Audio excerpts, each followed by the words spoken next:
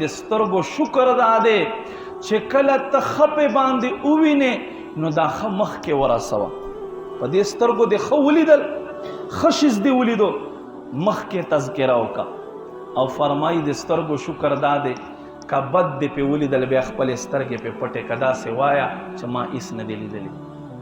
څنګه زمونږ سلف صالحین زمونږ څنګه بهترینه اصلاح کوي، دا د سترګو شکر دی. او فرمایي د غوږو شکر څه شی دی؟ غوږو شکر دا دی چې ښه پې باندې واورې بیا بل چاته ورسوه، بل مسلمان ته ورسوه. لکه اوس ته زما دا تقریر اورې، دا دې واورېدو، دې کې یوه مسله دې زده کړه، دا دې بل چاته ورسولو، دا دې ستا غوږو شکر ادا کړو رب بارګاه باندې. او فرمایي که بد پې واورې، غیبت دې واورېدو، چغلي دې واورېده، چا متعلق حسد دې واورېدو، بهتان دې واورېدو، څوک په چا باندې الزام لګوي تا په غوږونو واورېدو. فرمایي د غوږو شکر دا د خپل غوږونه پې باندې کاڼه که مخکې مه رسوه، مخکې چاته خبر مه کوه، دا د غوږو شکر دی. تپوس کوونکی تپوس کوي ای امام ابوالحازم رحمت الله علیه د خېټې شکر څه شی دی؟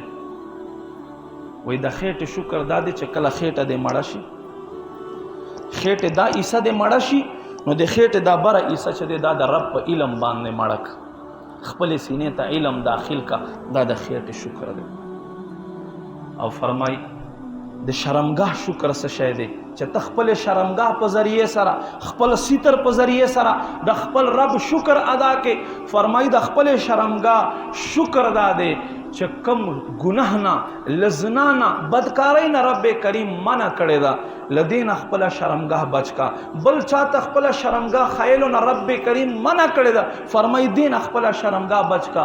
دا د خپل شرمګاه شکر الله په حضور ادا کړه.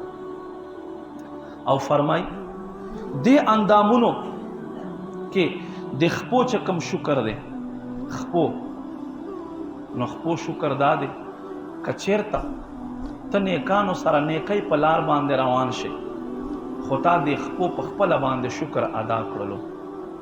او فرمایي که ته په خپلو خپو باندې نیکۍ طرف ته لا نړې نو د ستا خپې داسې دي لکه د یو مرده خپې، د ستا خپې داسې دي لکه یو مړی خپې، ځکه چې مړی اوس نه په خپو باندې تللی شي، نه دنیاوي فایده ترې اخیستی شي، نه اخروي فایده ترې اخیستی شي. نو فرمایي چې ته په خپلو خپو باندې نیکۍ طرف ته نشې تللی نو دا شکر نه دی. او که ته پې لاړې نو تا د خپلو خپو په ذریعې د خپل رب شکر ادا کړو.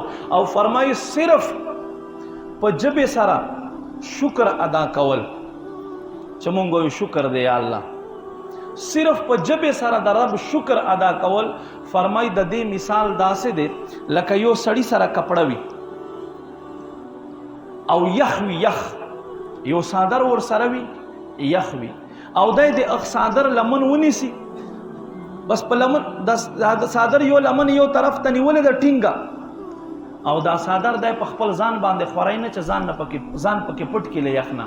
فرمایي په ژبې سره شکر ادا کوونکی سړی دقسې دی چې صرف یوه ژبه یې نیولې ده د کپړې په شان، او نورو اندامونو په ذریعې سره د خپل رب قدیر شکر نه ادا کوي.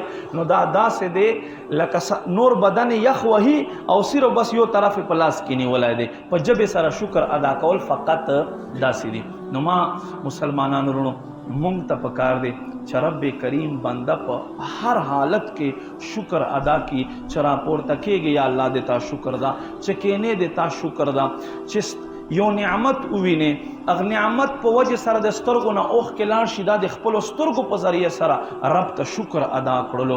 د زړه شکر دا دی، زړه شکر دا دی چې کله یو نعمت درته میلاو شي نو رب کریم په حضور باندې عاجزي وکړه، دا د خپل زړه شکر ادا کړلو. خو ما عزتمندو نن افسوس دا دی چې دومره نعمتونه قرآن کې الله صفا فرمایي وَإِن تَعُدُّوا نِعْمَةَ اللَّهِ که تاسو د الله نعمتونه وشمارئ لا تحصوها، تاسو اشمارلی نشئ، تاسو اشمارلی نشئ. موږ باندې چې لږ غوندې تکلیف راشي که نه نو وایي ویله شروع